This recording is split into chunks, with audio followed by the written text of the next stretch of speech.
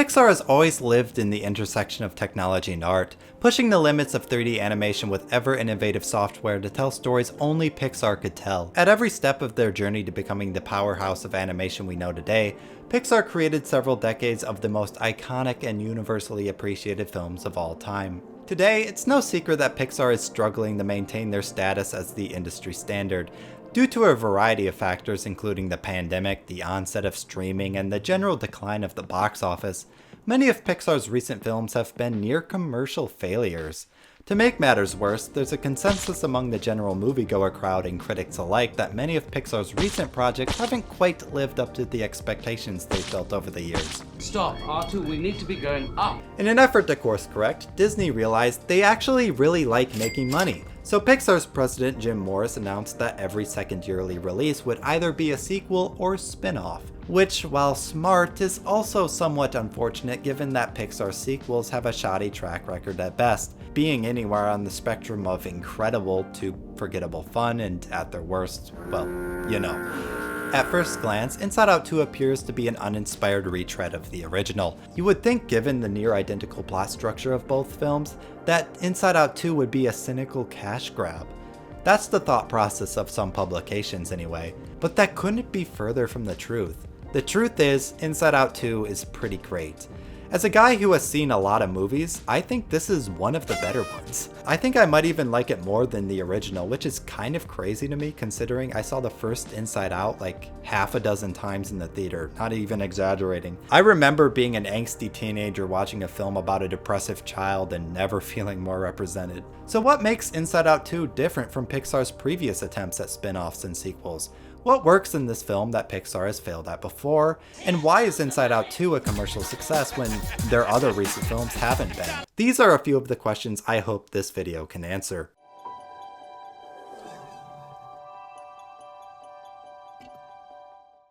One of the first things that comes to mind when judging if a sequel is successful or not is determining whether it capitalizes on untapped story potential. Are we here to just milk this property, or are we genuinely exploring something worthwhile with it? There's a lot to unpack in that idea, but a significant aspect of this has to do with how a sequel handles change.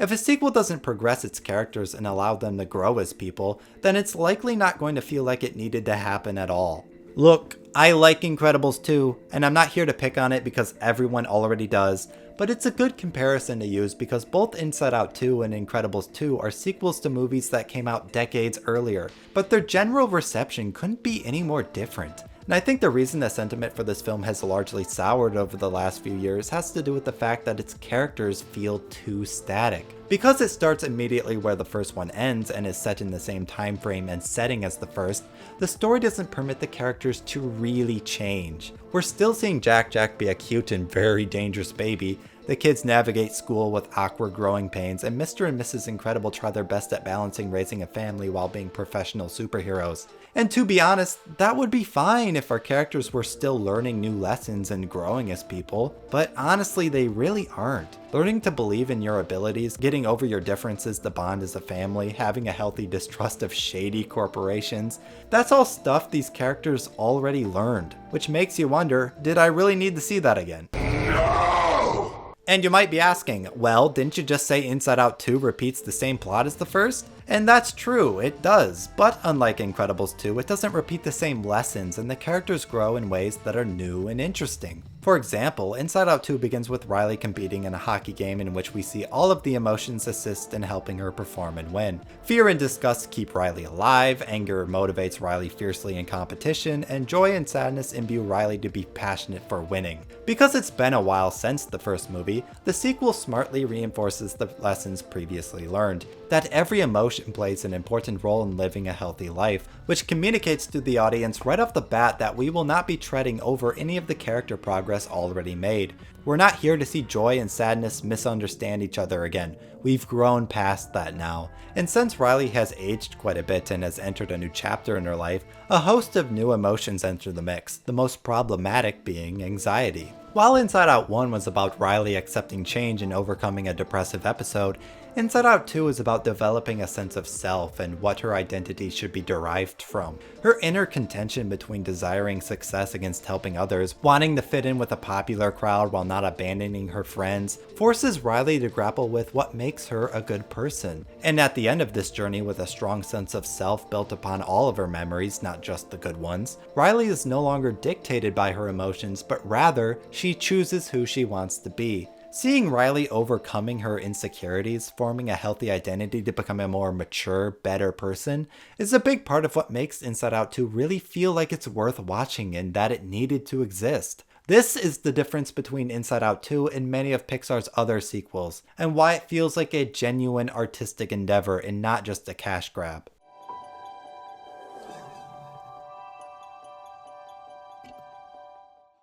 It's very easy to imagine a movie about a young girl entering high school that is not very relatable to a wider audience outside of girls in K through 12. On paper, Inside Out 2 appears to be trying to reach the same rather niche audience of Turning Red. But unlike Turning Red, Inside Out 2 seems to have a much broader appeal. And I think that has a lot to do with the fact that Pixar put a lot of effort into making the subject matter of the story something everyone can latch onto. A good example of this is how the conflict is centered around peer pressure. Riley wants to fit in with the cool older kids, but doing so would separate her from her dorky but good friends. And while peer pressure is something maximized in school settings, the desire to fit in with the right crowd and please the important people is something that exists for both boys and girls of all ages. Not naming any names, but a lesser studio, like Blue Sky, probably would have made a film like Inside Out 2 about teen romance or something along those lines.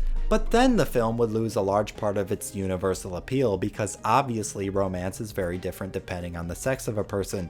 It's for this reason I think Pixar made Riley's main interest to be a sport like hockey. Because hockey is a traditionally male sport, so the film manages to tell a story with a female character that most men can easily see themselves in, or whose experiences are very similar. As an artist interested in the behind-the-scenes magic of these movies, I love following or stalking the pages and social media of all the people who worked on an animated film I enjoy. Something I noticed from all these posts and the stories these animators are telling is how you can see the philosophy of broad appeal be a major focus in the concept and pre-visualization artwork. Much of the concept art, early forms of ideas that made it to the big screen and pre-visual development tell a story of how this film transformed over its production. It seems early on in development, the film was originally centered around Riley struggling with inner shame. Much of the concept work shows different designs for how the character of Shame would look, showing how it would infect Riley's mind and how in the end, Joy would triumphantly defeat it. I think this would have been an interesting route for Inside Out 2 to take, with Riley battling self-deprecating feelings induced by all the changes of puberty and the unrealistic and unfair expectations imposed on kids by society or something. And while I do think that's a good subject to approach and acceptance of our bodies the way they are is a necessary message, I agree with the choice to make anxiety the antagonist over shame. Because honestly, shame is not as universal an experience as anxiety is. Insecurity of belonging, not feeling good enough, compromising friendships to fit in with the right crowds, having panic attacks and all that are not just things that apply for kids in school, but are ever present throughout life. I like seeing how the writers and animators realized this early in development and altered their ideas to facilitate a story that would appeal to a wider audience of people. It's also pretty interesting to think about how long Inside Out 2 has been in development. It's likely Pixar repurposed the story of Shame for Turning Red. But that's just a theory. A film theory!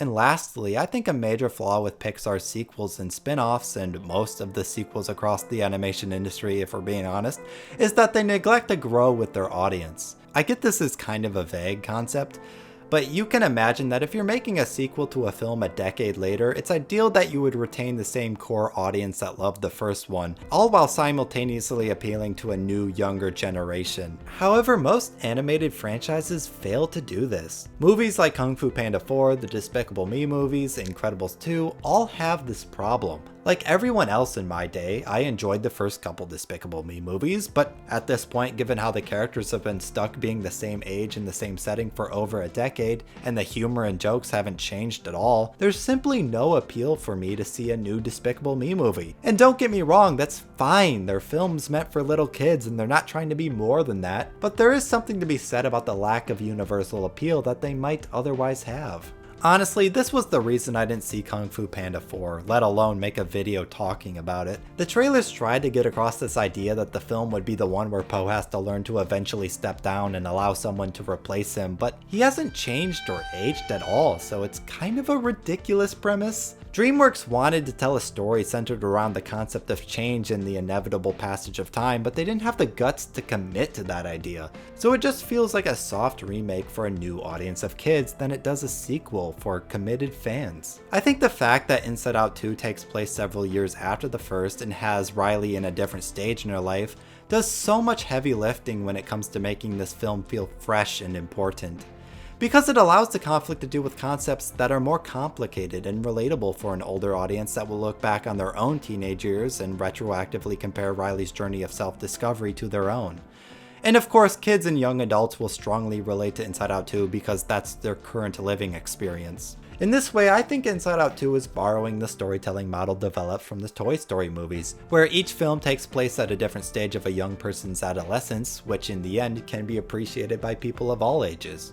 And I think we're seeing the success of this strategy play out at the box office. Inside Out 2 is already outperforming some of 2024's biggest hits like Dune 2 and Furiosa and whatever else came out this year, at a time where many people were saying the box office is dead.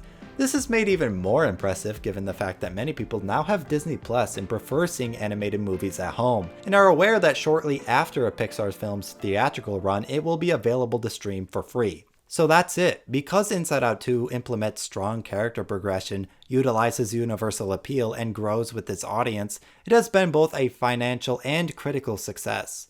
Which raises the question, is Pixar's president Jim Morris correct in setting their course towards continuing their existing franchises and reducing the amount of original content? Maybe. Regardless of how it pans out in the future, Inside Out 2's success will definitely reinforce their decision. But not every Pixar film has the untapped story potential of Inside Out, and not every sequel will successfully capitalize on that story potential. And honestly, not every Pixar film should have more story content made. And the loss of potential new stories is a real shame. But Pixar's path is just a microcosm of the film industry as a whole. The last decade has seen original movies fall out of favor to remakes and endless comic book adaptations, largely due to the rising cost of filmmaking and the loss of the secondary DVD market. At this point, when a good movie comes out, you gotta go see it in theaters, because times are changing and you never know when another film like Inside Out 2 is coming. Anyway, if you liked the video, please like the video and subscribe to the channel if you subscribe to the ideas I just shared with you now. See ya.